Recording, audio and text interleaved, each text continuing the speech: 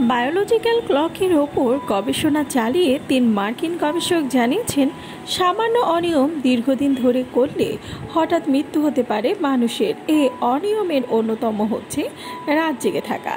রাত জাগলে শরীরের অনেক ক্ষতি হতে পারে।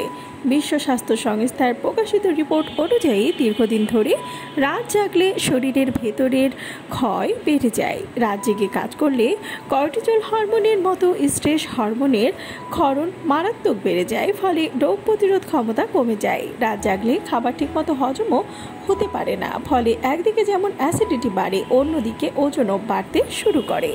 রাত হচ্ছে ক্লান্ত মস্তিষ্কের বিশ্রামের সময়। সেই বিশ্রাম না পেলে ধীরে ধীরে ব্রেন পাওয়ার কমতে থাকে।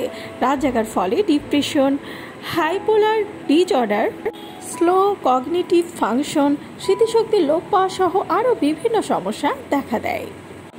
ভিডিওটি ভালো লাগলে চ্যানেলটিকে সাবস্ক্রাইব করুন আর পাশে থাকা বেল আইকনে ক্লিক করে দিন, তাহলে পরবর্তী ভিডিও আপলোড করার সাথে সাথেই আপনার কাছে পৌঁছে যাবে।